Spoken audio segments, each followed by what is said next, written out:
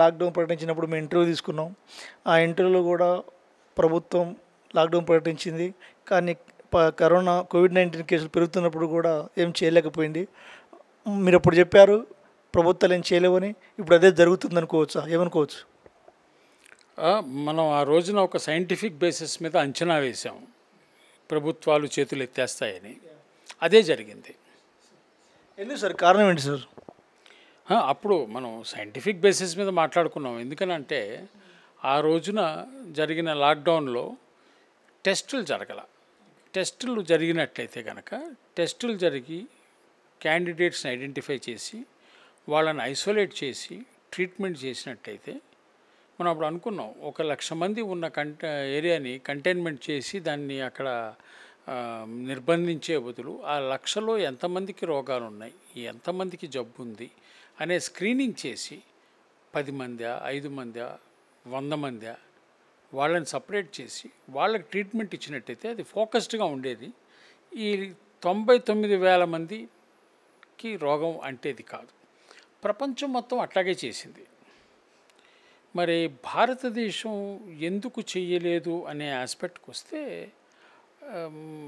వాళ్ళు చెప్పాలి దానికి సమాధానం. మనం ఊహించడం కూడా అనవసరం. ఎందుకనంటే మనకేం రాజకీయ అంశాలు లేవు కాబట్టి ఏదో వాళ్ళకి వాళ్ళ సలహాదారులు, వాళ్ళ వ్యవస్థ వాళ్ళకు ఉంటుంది. ప్రభుత్వం అంటే ఒక వ్యక్తి కాదు కదా, అదొక సంస్థ.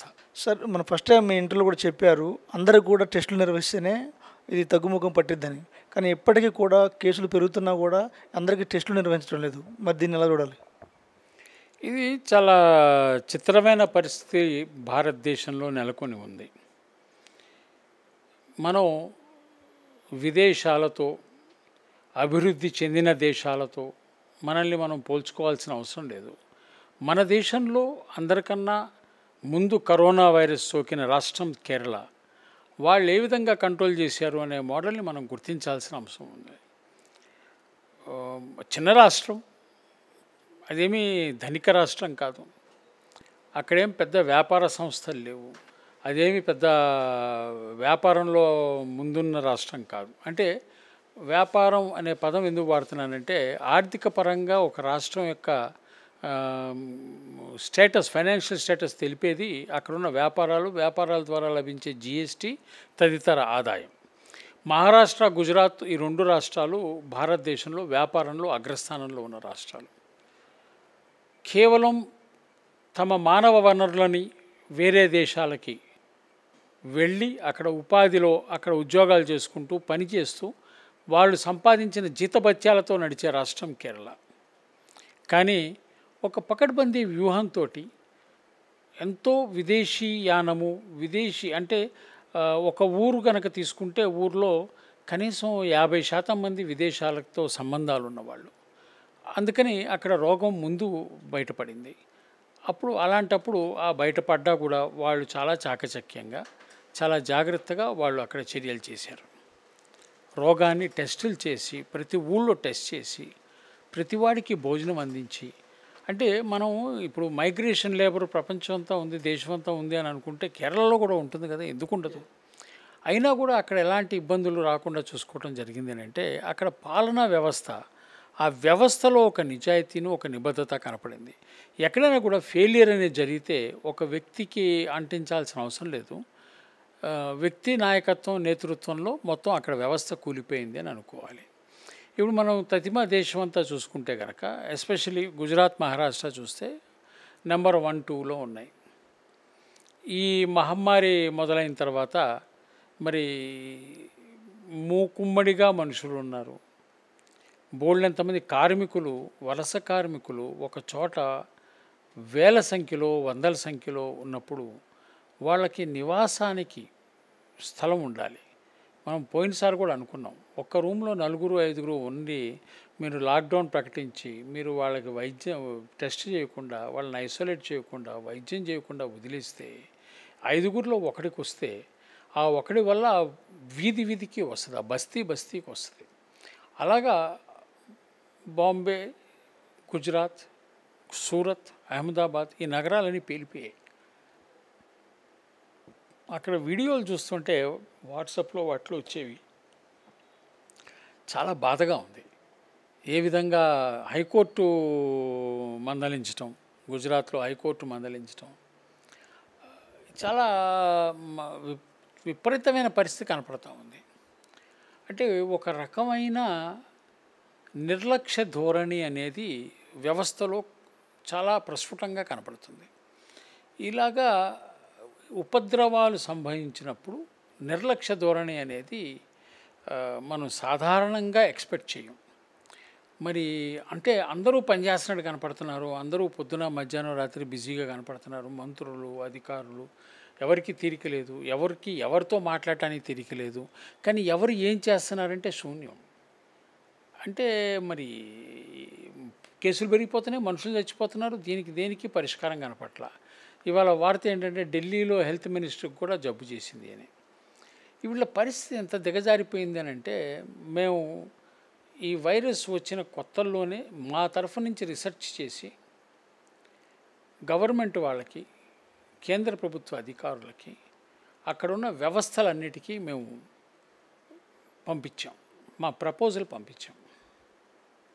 మేము అలోపతి మెడిసిన్ లాగా మా ఫార్ములాలు రహస్యంగా పెడతాం, మేము ఇందులో ఏముందో చెప్పం, దీని టాక్సిసిటీ స్టడీలా చేయండి అని కూడా మాట్లాడాల. ప్రపంచంలో ఏ విషయం మీద ఎలా రీసెర్చ్ జరిగింది, దాని యొక్క సంగతి ఏమిటి, దాని టాక్సిసిటీ ఏమిటి, యానిమల్ స్టడీస్ ఏమిటి, ఇవన్నీ తినే వస్తువులు, ఈ వస్తువులతో ఎలా పని జరుగుద్ది, ఇది వివిధ సైంటిస్టులు ఎక్కడెక్కడ ప్రూవ్ చేశారు అనే డాక్యుమెంటేషన్ మొత్తం ఇచ్చాం. ఎందుకని ఇచ్చామనంటే, నాకు చాలామంది మిత్రులు అన్నారు, ఇంత నువ్వు కూలంకషంగా వివరంగా చెప్తున్నావు, కాపీ కొడితే. ఇప్పుడు జ్ఞానం అనేది వాడు కాపీ కొడతాడనో, వాడు దోచుకుంటాడనో, వాడు దాచుకుంటాడనో, వాడు వ్యాపారం చేస్తాడనో కాదు. జ్ఞానం అనేది 10 ప్రాణాలు కాపాడటానికి అవసరం. అందుకని వాళ్ళకి కూలంకషంగా అన్నీ సబ్మిట్ చేసాం. చేసిన తర్వాత అక్కడి నుంచి జవాబులు వచ్చాయి. ఏమనంటే, ఇది మా డిపార్ట్మెంట్ కాదండి, మాకన్నా వేరే డిపార్ట్మెంట్ ఉంది, అక్కడికి పంపిస్తున్నాము. ఇంకోళ్ళు మెయిల్ పెట్టారు, ఏమని, ఇది మేము టేకప్ చేస్తామండి. సరే, కొంతమంది దీన్ని స్టడీస్ చేస్తామన్నారు. వాళ్ళకి మళ్ళీ మేము సమాధానం ఇచ్చి, స్టడీస్ చేయడానికి కావాల్సిన డాక్యుమెంటేషన్ ఇచ్చి మెటీరియల్ కూడా పంపించాం. మెటీరియల్ పంపించిన తర్వాత కలకత్తాలోని ఒక సంస్థ అందులో ఏముంది, మాలిక్యూల్స్ ఏమున్నాయి, మన మెడిసిన్లో ఏమున్నాయి అనేది వాళ్ళు గవర్నమెంట్ ఆఫ్ ఇండియా వాళ్ళు చెక్ చేసి వాళ్ళు నిన్న రిపోర్ట్ ఇచ్చారు, ఏమేమి ఉన్నాయి అనేది. అంటే మనం మాట్లాడేది అబద్ధం కాదు అనేది వాళ్ళ యొక్క చెకింగ్తో తెలిసింది.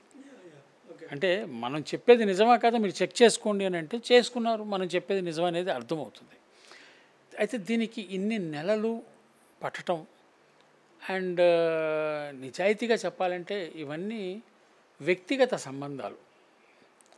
చాలామంది మిత్రులు, పెద్దవాళ్ళు, ప్రభుత్వంలో అధికారంలో ఉండిన వాళ్ళు, అధికారంతో సంబంధం ఉన్నవాళ్ళు, వాళ్ళు నిజంగా చాలా కష్టపడాల్సి వచ్చింది. వాళ్ళకున్న వ్యక్తిగత సంబంధాలన్నింటినీ వినియోగించి ఇక్కడ దాకా తేవాల్సి వచ్చింది. శ్రేయోభిలాషులు అంటే సాధారణంగా ఏం జరగాలి అని అంటే, ఇలాంటి విపత్కర పరిస్థితి వచ్చింది, మహమ్మారి దాడి చేసింది, ప్రజలు చనిపోతున్నారు. ఇలాంటప్పుడు ఎవరన్నా, నేను కాదు, ఎవరైనా ఒక వ్యక్తి, నేను దీనికి మందు నా దగ్గర ఉంది, నేనేదో చేస్తాను అంటే ప్రభుత్వం ఆ వ్యక్తి దగ్గరికి పరిగెత్తుకెళ్ళాలి. ముందు పరిగెత్తుకెళ్ళాలి, ఏముంది, ఎట్లా చేయొచ్చు అని కనుక్కోవాలి. మనం నా తరఫున కొంతమంది రిటైర్డ్ అధికారులు, కొంతమంది ప్రభుత్వంతో మంచి సంబంధాలు ఉన్నవాళ్ళు, ప్రస్తుత రూలింగ్ పార్టీతో సంబంధాలు ఉన్నవాళ్ళు కేంద్ర ప్రభుత్వంలో, వాళ్ళంతా మాట్లాడారు. వాళ్ళంతా పాపం చాలా వ్యక్తిగత శ్రమ తీసుకుని వ్యక్తిగతంగా వాళ్ళు చాలా కష్టపడ్డారు. ఎందుకని పడ్డారు? వాళ్ళకి వ్యక్తిగతంగా వాళ్ళకు వచ్చిన సమస్యల్లో పరిష్కారాలు చూశారు కాబట్టి, వాళ్ళు పరిష్కారం చూశారు కాబట్టి, ఈ మందులు వివిధ రకాల వివిధ సందర్భాల్లో పనిచేయటం చూశారు కాబట్టి, ఇది ప్రజలందరికీ అందాలి, దీనివల్ల అందరూ బతకాలి అనే సదుద్దేశంతో వాళ్ళు అంత కష్టపడ్డారు. వీళ్ళెవరూ నాకు బంధువులు కారు, లేకపోతే రాజకీయ స్నేహితులు కారు. వీళ్ళందరూ ఎందుకు కష్టపడంటే దేశ పౌరులు బతకాలి, దేశ పౌరులకి మనం ఏదో చెయ్యాలి అని పడ్డందుకు వాళ్ళ శ్రమ ఫలించి నిన్న ఒక టెస్ట్ అయ్యి నేను ప్రకటించిన పదార్థాలే ఈ మందులో ఉన్నాయి అని నిర్ధారించే ఒక టెస్ట్ అయ్యి వచ్చింది. తర్వాత తెలంగాణ గవర్నమెంట్ వారితో నేను మాట్లాడుతూ ఉన్నాను, క్లినికల్ ట్రయల్స్కి పర్మిషన్ ఇవ్వండి అని.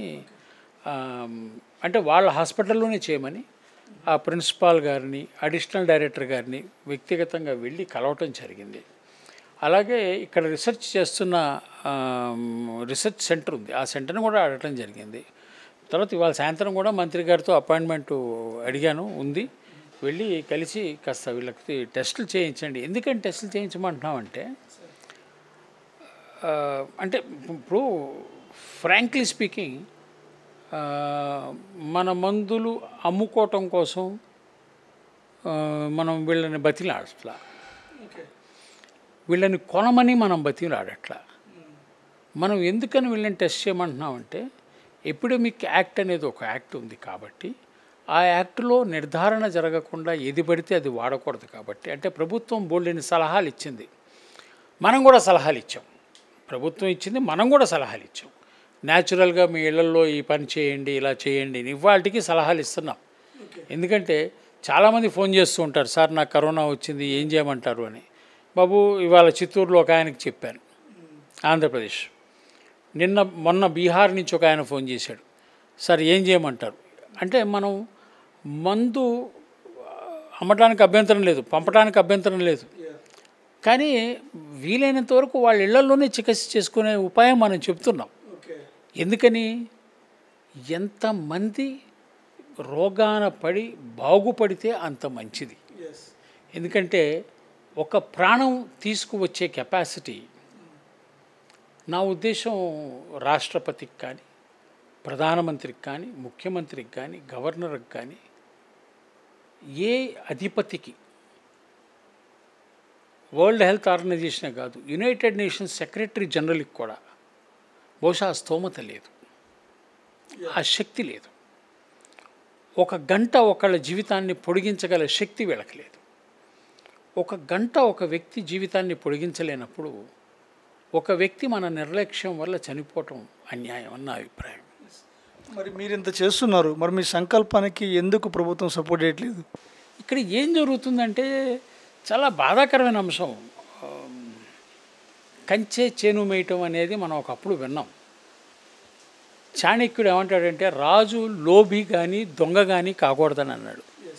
రాజు క్రూరుడైనా పర్లేదు కానీ లోబి దొంగ కాకూడదు అన్నాడు. మరి ఇక్కడ రాజుని మనం లోబిగా చూద్దామా, దొంగగా చూద్దామా, ఎలా చూద్దామనే అంశం రాజకీయాల్లో చర్చించాల్సిన అంశం, మనం మాట్లాడకూడదు. కానీ గవర్నమెంట్లు మాత్రం అట్టర్ ఫ్లాప్ అయిపోయాయి. వాళ్ళు ట్రీట్మెంట్ చేయడంలో ఫ్లాప్ అయ్యాయి, డిసీజ్ ఐడెంటిఫికేషన్లో ఫ్లాప్ అయ్యాయి, మందు కనిపెట్టడంలో ఫ్లాప్ అయ్యాయి. ఇంత పెద్ద దేశంలో బల్క్ డ్రగ్ మనం ప్రపంచానికి సప్లై చేసాం ఒకప్పుడు. తర్వాత చైనా నుంచి ఇంపోర్ట్ చేసుకుని మన సంస్థల్ని మనమే నాశనం చేసాం. భారతదేశ కంపెనీలన్నింటినీ నాశనం చేసిన ఘనత మన లిబరలైజేషన్ కోరుకున్న ప్రభుత్వాలదే. ఈ ప్రభుత్వాలే ఆ పూట ఏంటంటే ఎవడు చౌకగా ఇస్తే వాడి దగ్గర తెచ్చుకుందామని చైనా దాడి చేసింది, చైనా అందరినీ నాశనం చేసింది అని అంటే ఆ నాశనం కోరుకున్న వాళ్ళే అధికారంలో ఉన్నారు. అప్పుడు అధికారంలో పార్టీలే కోరుకున్నాయి. 25,000 రూపాయలు కిలో సిప్రోఫ్లాక్సిసిన్ ఇండియాలో తయారు చేసింది అమ్ముతున్న రోజుల్లో నాకు గుర్తుంది. డాక్టర్ రెడ్డిస్ వీళ్ళు అమ్ముతున్నప్పుడు 1200కి చైనా నుంచి వచ్చింది ఆ మెటీరియల్. ఎట్లా బతుకుతాయి ఇండియన్ ఇండస్ట్రీస్? ఇండియన్ ఇండస్ట్రీస్ ఆ రోజున ఆ విధంగా దివాళా తీసాయి. మనం అసలు ఇండియాలో సైన్స్ అండ్ టెక్నాలజీ రీసెర్చ్ ఎంత చేసాం? చెయ్యాలి కదా. మనం రీసెర్చ్ చేయాలి, దాన్ని ప్రమోట్ చేయాలి, మాట్లాడాలి, దాన్ని ఎట్లా మనము ముందుకు తీసుకెళ్లాలనే అంశం ఉండాలి కదా. ఇప్పుడు ట్రంప్ని అనుకరిస్తే కాదు కదా. మనం ఆ పద్ధతిలో ఉన్నాం. నిన్నెవరో ఏదో వైరల్ పెట్టారు, ఎవరో ముఖ్యమంత్రి గారు పారాసిటమాల్ వేసుకోమన్నారు, ఇంకొక ఆయన ఇంకేదో. అంటే ప్రతివాడు సలహాలు ఇచ్చేస్తూ ఉంటే కాదు కదా. పని చేసేవాడిని కూడా ఐడెంటిఫై చేయాలి. ఎవరో ఒకళ్ళని, మీకు నచ్చిన వాళ్ళని, మీ రాజకీయాలతో ఏకీభవించే వాళ్ళని, మీ కులం వాళ్ళని. ఎందుకని ఈ మాట అంటున్నానంటే ఆ విధంగా భారతదేశ రాజకీయ వ్యవస్థ తయారైపోయింది కాబట్టి మీ కులం వాళ్ళని, మీకు రాజకీయంగా ఒత్తాసు పలికే వాళ్ళని సైన్స్లో ఉంటారు, వాళ్ళని తీసుకొచ్చి వాళ్ళని ముందు పెట్టండి, చెప్పండి ఈ ఖ్యాతి వాళ్ళకి అని చెప్పండి. నాకు చెప్తే నేను తయారు చేసిన మందులు నలుగురు బాగుపడితే వాళ్ళకి ఇచ్చేస్తా ఖ్యాతి. బతికించండి 10 మందిని, చంపకండి. ఎందుకంటే ఈ హత్యా నేరానికి, ఈ చేసే తప్పుడు పనులకి శిక్ష ప్రకృతి భగవంతుడు ఊరుకునే ప్రసక్తి లేదు. ఇది ఒక వ్యక్తికి ఒక అధికారం వచ్చింది అని అంటే అధికారంతో ఆ వ్యక్తి మంచి చేసే ప్రయత్నం చేయాలి. లంకా నగరాన్ని రావణాసురుడు కుబేరుడి దగ్గర ఆక్రమించుకున్నప్పుడు కూడా శివుడి భక్తుడే, కానీ సీతాదేవిని ఎత్తుకొచ్చినందుకే లంకా నగరం నాశనం అయిపోయింది, రావణాసురుడు నాశనం అయిపోయాడు. ఇది గుర్తించాల్సిన అంశం. అధికారంలో ఉన్నవాడు ఎప్పుడు కూడాను అధికార మదంతో తప్పులు చేయకుండా ఉండాలి. అధికార మదంతో తప్పులు చేసిన వాడు ఎవడు బతికినా దాఖలాలు లేవు, ఎవడు బాగుపడిన దాఖలాలు లేవు. ధర్మం న్యాయం కొంచెం లేటుగా నిలబడవచ్చు, కానీ నిలబడుతుంది. ఇవాళ జరుగుతుంది భారతదేశంలో మాత్రం ముమ్మాటికి తప్పే. లాక్డౌన్ పెట్టాల్సినప్పుడు అనవసరంగా పెట్టారు. వారం రోజులు గడువిచ్చి మైగ్రెంట్ లేబర్ అందరినీ తమ ఊళ్ళకి వెళ్ళిపోనిచ్చినట్లయితే వాళ్ళ ఖర్చులతో వాళ్ళు వెళ్ళిపోయి ఉండే వాళ్ళు జీతం తీసుకుని 24కి పెట్టారు. మీరు 1వ తారీఖు నుంచి లాక్డౌన్, 2వ తారీఖు నుంచి లాక్డౌన్ అన్నట్టయితే ఎవడి జీతం వాడు తీసుకుని ఎవడి డబ్బులతో వాడు ఊరికి వెళ్ళిపోయేవాడు. ఊళ్ళ నుంచి వస్తున్న కథలు చాలా దయనీయమైన కథలు. ఒరిస్సా నుంచి మొన్న ఒక వ్యక్తి వచ్చాడు. ఏం చెప్పాడంటే కొంతమంది ముంబై నుంచి ఒరిస్సా చేరుకోవటానికి నానా కష్టాలు పడి, లారీల్లో పడి, నడుచుకుంటా కష్టాలు పడి వాళ్ళ ఊరు వెళ్ళాక వాళ్ళని క్వారంటైన్ చేశారట. అంటే వాళ్ళు అనేది ఏంటంటే మేము ఊరు ఎందుకు వచ్చాం, మా ఇంట్లో వాళ్ళని చూద్దామని. కానీ అది కూడా నోచుకోలేకుండా మేము క్వారంటైన్ అవ్వాల్సి వచ్చింది, మేము ఇంకెక్కడో మోరీల్లో దాక్కోవాల్సి వచ్చింది, కొంతమంది లెట్రిన్లో ఉండాల్సి వచ్చింది, ఇళ్ళకి రానివ్వని పరిస్థితి. అంటే మనం ఏం చేసాం, కుటుంబంలో ఉండే ఆ ప్రేమపూర్వక సంబంధాలు, త్యాగం, వాటిని కూడా బట్టబయలు చేసి దాన్ని దెబ్బతీసాం. అంటే మానసిక రుగ్మతలకి దేశాన్ని గురయ్యే పరిస్థితి తీసుకొచ్చాం. అంటే నేను బతికితే చాలు అని భార్య గనక అనుకుంటే ఆ భార్యాభర్తల సంబంధం ఏమైపోతుంది అంటే ఆవిడ అనుకోవటం తప్ప అంటే తప్పు కాదు, కానీ ఆ పరిస్థితి క్రియేట్ చేయడం తప్పు కదా. ఆవిడ బతకాలి, అతను బతకాలి. ముందు వారం రోజులు మీరు టైం ఇచ్చినట్టయితే ఎవరు ఊళ్ళకాళ్ళు వెళ్ళిపోయేవాళ్ళు, గొడవలు ఉండేవి కావు, మీకు ఇన్ని ఇబ్బందులు ఉండేవి కావు. చేయలే. మరి ప్రభుత్వాలు సలహాదారులతో బోల్డంతమందితో పనిచేస్తాయి కదా. ప్రభుత్వం అనేది నరకటానికి కాల్చడానికే కాదండి, అన్నం పెట్టడానికి మంచి చేయడానికి కూడా పనిచేయాలి. అధికారం కేవలం కత్తులు తీసుకుని తుపాకులు తీసుకుని పనిచేయడానికి అధికారం కాదు. అధికారం అన్నం పెట్టడానికి కావాలి, పని ఇవ్వటానికి కావాలి, మనుషులందరినీ బాగు చేయడానికి కావాలి. దానికి ఉపయోగపడిన అధికారం అనవసరం. అది అధికారం కిందకి రాదు. అది ఏమిటి చెప్పండి. ఆఖరికి మనకి దిక్కేమైంది, మన్రేగా దిక్కయింది. అది కూడా ఎంతమందికి ఇవ్వగలరు?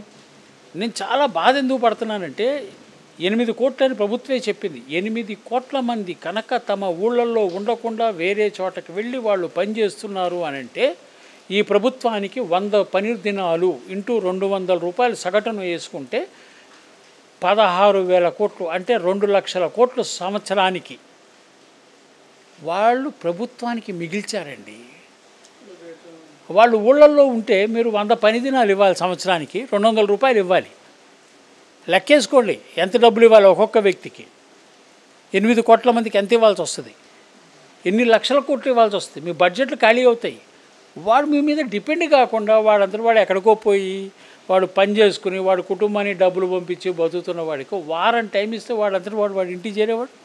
ఇవాళ ఏమైంది, మూకుమ్మడిగా వాళ్ళని ఉంచడం వలన, ఆ తర్వాత వాళ్ళు తరలించడం వలన దేశం మొత్తం వ్యాపించింది జబ్బు. ఒక 100 మందికి ఉన్న జబ్బు 1,00,000 మందికి అంటించడం జరిగింది. ఇది ప్రభుత్వ వైఫల్యమే కదా. నైతిక వైఫల్యం, నైతికంగా పతనం అయిపోయిన పరిస్థితి. దీని మీద కూడా ఇంతవరకు బహుశా క్షంతవ్యాలు కానీ క్షమాపణలు కానీ ఎవడు కానీ ప్రకటించలేదు. ఎందుకంటే కొంతమందికి అలవాట్లు ఉండవనుకోండి, అది వేరే అంశం. దేశవ్యాప్తంగా జరుగుతుంది.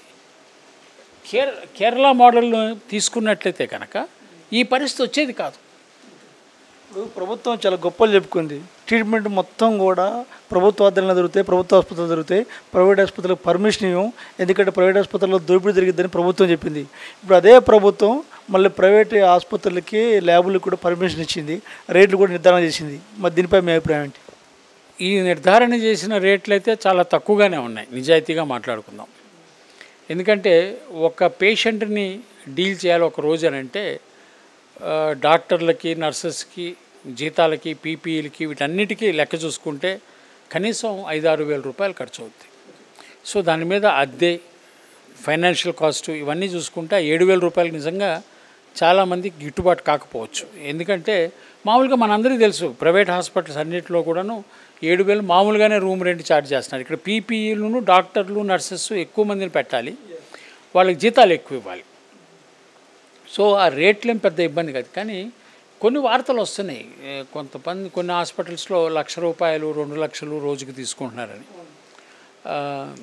అంటే ఇచ్చేవాడికి స్తోమత ఉంది, తీసుకునేవాడికి ఇబ్బంది లేదు, మనకెందుకు మధ్యలో గొడవ. కానీ పేద ప్రజల విజయం అంటే ఇక్కడ పేద ప్రజలు, మధ్యతరగతి ప్రజలు మనం పట్టించుకోవాల్సిన అంశం ఏంటంటే భారతదేశంలో 3-4 వర్గాలు ఉన్నాయి. అత్యంత పేదవర్గం, ధనిక వర్గం, మధ్యతరగతి. మధ్యతరగతిలో కూడా higher middle class, middle class. ఇప్పుడు హయ్యర్ మిడిల్ క్లాస్ కూడా కొంతవరకు అఫోర్డ్ చేయగలదు, కానీ మిడిల్ క్లాస్ పరిస్థితి చాలా దారుణం. మిడిల్ క్లాస్ బతికేదే సేవింగ్స్ మీద. ₹1 దాచిపెట్టుకుని బతుకుతాడు. ఆ రూపాయి ఇట్లాంటి ఉపద్రవాల్లో వెళ్ళిపోతే, అప్పుల పాలైతే అతను మళ్ళీ ఆ కుటుంబం నిలబడటం చాలా కష్టం అవుతుంది. సో మిడిల్ క్లాస్ కోసం, మిడిల్ క్లాస్ పీపుల్తో ప్రాబ్లం ఏంటంటే వాళ్ళు ఇప్పుడు గాంధీకి వెళ్ళమన్నా కొంతమంది వెళ్ళడానికి సిద్ధంగా లేరు. దానికి కారణాలు ఏంటో మనకు తెలియదు. కానీ కొంతమంది ఏమన్నారంటే చచ్చిపోవడానికి సిద్ధం అంటున్నారు. మీ మీడియా జర్నలిస్ట్ ఒక ఆయన చనిపోయాడు. ఆయన చనిపోతున్నప్పుడు ఆయన చెప్పిన మాటలు అవన్నీ బాగా చర్చల్లోకి వచ్చాయి. అలాంటప్పుడు ఇట్లా ప్రైవేట్ హాస్పిటల్కి పర్మిట్ ఇవ్వటం అనేది సమంజసమే. రేట్లు కొంచెం జాగ్రత్తగా చూడాలి. హాస్పిటల్ యజమానులు కూడా కొంచెం ఆలోచించాలి. ఎందుకంటే మాస్గా డీల్ చేయాలి. మరి అది లాక్డౌన్ ప్రకటించినప్పటి నుంచి మొదలు పెడితే ఇప్పటికీ నిలబడి ఉండేది వ్యవస్థ. ఏమవుతుందంటే ఇవాళ సడన్గా అందరినీ ట్రీట్ చేయండి అంటే చేత అవ్వద్దు, ప్రైవేట్ హాస్పిటల్ చేయండి అని అంటే చేత అవ్వద్దు, వాడు ప్రిపరేట్నెస్ ఉండొద్దు, అవన్నీ కూడా జరగాలి కదా. సార్ ఇంత జరుగుతున్నాయి, ఎప్పటికి కూడా పూర్తి స్థాయిలో అందరికీ క్వారంటైన్ టెస్టులు చేయలేకపోతున్నారు. మరి దీన్ని ఎలా చూడాలి? దానికి ప్రభుత్వమే చెప్పాలండి జవాబు. టెస్టులే జరగట్లేదు, ఎక్కడా జరగట్లేదు. ప్రపంచవ్యాప్తంగా కంపేర్ చేస్తే చాలా తక్కువ టెస్టులు జరిగేది. ఇవాళ మరి ఎందుకు సార్ వీళ్ళందరూ మేము గొప్ప ప్రధానమంత్రులు, మేము గొప్ప సీఎంలు అని చెప్పుకుంటారు? మరి ప్రతి అందరూ కూడా ట్రీట్మెంట్ చేయడం ప్రభుత్వాలు ఇప్పుడు జరుగుతూ ఉన్నాయి. ఇప్పుడు మరి నిజంగా వీటికి పరిపాలించే అర్హత ఉందంటారా మీరు? ఇవాళకి కూడా కేంద్ర ప్రభుత్వం భారతదేశ యావరేజు 10 లక్షల మందికి 3,600 మందిని చెక్ చేస్తున్నాం. తెలంగాణలో 600నే చెక్ చేస్తున్నారు అని గోల్ చేస్తున్నారు. అమెరికాలో 40,000 మందిని టెస్ట్ చేశారు, ఇది 10 లక్షలకి. రష్యాలో కూడా 40,000 మందిని చెక్ చేశారు. 40,000, 50,000 చెకింగ్ ఎక్కడ, 3,000 ఎక్కడ యావరేజ్ అయినా తక్కువే. దీనికి మార్గం ఎతకాలి. ఇప్పుడు మన చేత కానప్పుడు ఏంటంటే పాత సాగుతుంది, అమ్మ పెడదో అడుక్కు తినేదాన్ని. మనకి చేత కానప్పుడు కనీసం వదిలేయాలి. ప్రైవేట్ హాస్పిటల్స్ ఆ రోజే వదిలేయాల్సింది. మీరు టెస్టులు చేయండి అంటే కనీసం మిడిల్ క్లాస్ వాళ్ళు చూసుకునేవాళ్ళు. మిడిల్ క్లాస్ టెస్టులు జరుగుండేవి, చాలా వరకు విషయం తెలిసి ఉండేది. ఇప్పటికీ ప్రజలు ఆ భయభ్రాంతుల్లో ఉన్నారు. ఎందుకంటే ఎవరికి కోవిడ్ వచ్చిందో, ఎవరికి ఏమవుతుందో భయంగా ఉంది. ఈ దశలో ప్రభుత్వాధినేతలు కొంతమంది ఏమన్నారంటే 85% మందికి వచ్చేస్తుంది, మనం అందరికీ వచ్చేస్తుంది, 85% మందికి ఏం కాదు, 15% మందికే ప్రమాదం అని. 15% ఎవరు? మొన్నటిదాకా ముసలివాళ్ళు అన్నారు, చూస్తుంటే 30 ఏళ్ళవాడు, 20 ఏళ్ళవాడు చచ్చిపోతున్నారు. సో ఎవరికి ప్రమాదం, ఎంత ప్రమాదం చెప్పడానికి మనం ఏమన్నా దేవుళ్ళమా? ఎందుకు ఇవన్నీ ప్రగల్భాలు మాట్లాడాలి? ఇదొక ఉపద్రవం, కొత్తది, చైనా నుంచి వచ్చింది, మనకు సంబంధం లేని అంశం. దీన్ని మనం ఎట్లా ఫైట్ చేయాలి? మూకుమ్మడిగా దేశమంతా కలిసి ఫైట్ చేయాలి. దేశ ప్రజలు మీరు ఏం చెబితే అది చేశారు. మనం లాస్ట్ టైం కూడా అనుకున్నాం, చప్పట్లు కొట్టించారు, దీపాలు వెలిగించారు, కోతుల్ని ఆడించినట్టు ఆడించారు. పాపం పాపం ప్రజలు మీరు ఏ కోతిలాగా ఆడమంటే ఆ కోతిలాగా ఆడారు. ఆడినప్పుడు మరి మీరు ప్రజలకి ఏమైనా చేయాలి కదా. వాళ్ళు మీరు చెప్పినప్పుడు మిమ్మల్ని నమ్మారు కదా. కొంతమంది ఎక్కడి దాకా వెళ్ళిపోయారంటే, ఇది ఈ విధంగా పళ్ళేలు కొట్టడం అనేది వేదాల్లో ఉంది, అదే ఆలోచించి ప్రధానమంత్రి గారు చెప్పారు, పళ్ళేలు కొట్టడం వల్ల ఇలాంటి ఉపద్రవాలు వెళ్ళిపోతాయని కూడా చెప్పారు. అదేంటంటే మనకి ఊళ్ళల్లో తెలుసు, ప్యాకాట ఆడేవాళ్ళు ఎలా ఉంటారు. వాడి ఇల్లు తాకట్టు పెడతాడు, పక్కింటాడు ఇల్లు కూడా తాకట్టు పెడతాడు. వాడి నమ్మకం ఏంటంటే నాకు కళావరారు పడితే జాక్పాట్ కొట్టేవాడిని. సో వాడిని మనం బాగు చేయలేము, వాడి నమ్మకాన్ని మనం వమ్ము చేయలేము, వాడిని మర్చిపోరా అని చెప్పలేము. వాడు అందులోనే బతుకుతుంటాడు, వాడు పిల్లలు అందరినీ తాకట్టు పెట్టేస్తాడు. అట్లాగే కొంతమందికి పాపం వెతుకుతారు, వాళ్ళ అభిమాన నాయకుడు చెప్పిన మాటలు వేదాల్లో ఉన్నాయి, భగవంతుడు వాళ్ళ నాయకుడు ఒకటే అని అనుకుంటారు. పాలాభిషేకాలు చేస్తుంటారు. పాలు పాపం పిల్లలకి పాలు లేవు. భారతదేశంలో మనకి అవసరమైన పాల కన్నా మన ఉత్పత్తి చాలా తక్కువ. 40% భారతదేశంలో పాలు కల్తీ పాలు. ఇలాంటి దశలో కల్తీ పాలు తాగి పిల్లలు బతుకుతున్న దశ. ఇలాంటి దశలో ఉన్న భారతదేశంలో ఈ అభిమాన నాయకులకి పాలాభిషేకాలు మరి ఇవన్నీ కరెక్ట్ కాదు. ఇది ఇప్పుడు శివుడికి చేసే అభిషేకం వేరును, ప్రతి ఒడిని శివైక్యం చేసేయండి, ఇబ్బంది లేదు. శివైక్యం చేసేయండి, ఇబ్బంది లేదు. శివైక్యం చేసి పాలాభిషేకం చేసేయండి, నో ప్రాబ్లం. ఒక ప్యాకెట్ పాలతో ఒక దరిద్రం పోద్ది. వాడిని బతికించి వాడి కోసం ప్యాకెట్లు ఊళ్ళు తగలబెట్టి ఏం సాధించామంటే, ఆఫ్టర్ ఆల్ కంటికి కనపడని వైరస్ని కూడా ఎదుర్కోలేని చాలా హేయమైన, శాతగాని, నీరసంతో కూడుకున్న నిజాయితీ లేని పాలకులు. ఎందుకని ఈ మాట అంటున్నానంటే, మీకు పాలాభిషేకం కాదు, మీకు నీళ్ళాభిషేకం కూడా దండగా. ఎందుకంటే నిజాయితీ ఉండాలి. మీ మాటని ప్రజలు వింటున్నారు, ప్రజలు ప్రకటించారు. మీరు చప్పట్లు కొట్టండి, పళ్ళేలు పగల కొట్టండి, కొట్టినప్పుడు మీరు నిజాయితీగా ఆ రోజు చెప్పాల్సింది, నేను ఫలానా దేశాన్ని చూసి ఈ లైట్ల ప్రోగ్రాము, చప్పట్ల ప్రోగ్రాము, ఇటలీలో అక్కడ చచ్చిపోతున్న వాళ్ళు, పనిచేస్తున్న డాక్టర్లు, అక్కడ ఒక మానసిక స్థితిని పెంచాలి. అంతా డిప్రెషన్లోకి వెళ్ళిపోయినప్పుడు డిప్రెషన్ నుంచి ప్రజల్ని బయటపడేయటం కోసం అక్కడ ప్రభుత్వం ఏం చెప్పింది, బాల్కనీలోకి వెళ్ళి చప్పట్లు కొట్టండి అంది. ఎందుకని అంది? డిప్రెషన్లో నుంచి మనుషుల్ని బయటికి తేవటం కోసం అంది, ధైర్యం కోసం అంది. మీరు ఆ మాట చెప్పాలా, నిజాయితీ ఉండాలి. మీ మాట ప్రజలు వింటున్నప్పుడు ఆ నిజాయితీ ఉండాలి. ఇప్పుడు మన ఇంట్లో పిల్లలు ఉంటారు, మనం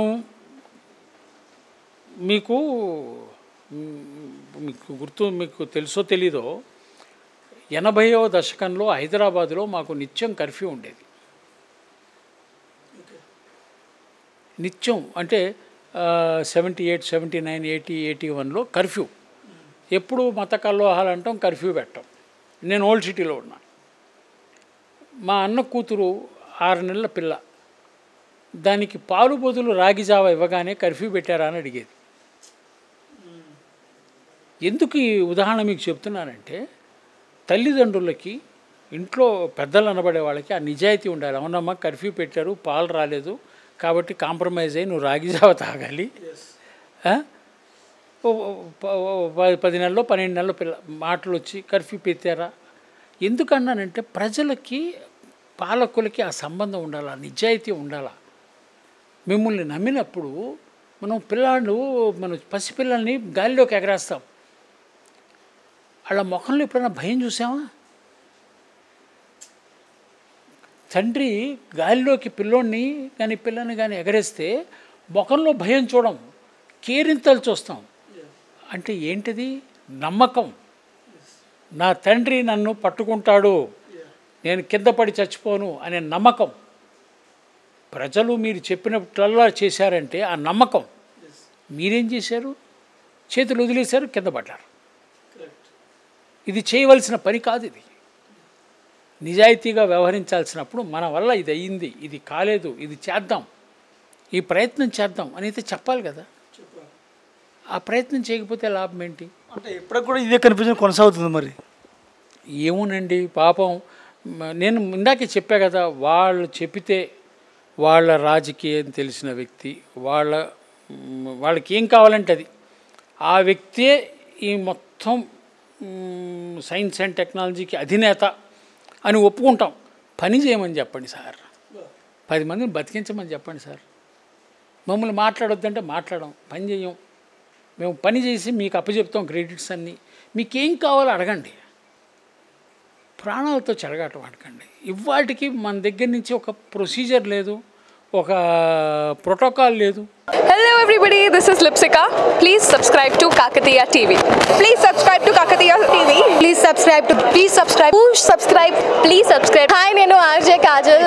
Subscribe to Kakatiya TV. Chala interesting updates and interesting content untundi Kakatiya TV lo. So definitely ga subscribe cheskondi and kinda kanipustunna bell icon ni kuda meeru nokkite meeku instant ga upload chesina ventane notification kuda vastundi kabatti do subscribe.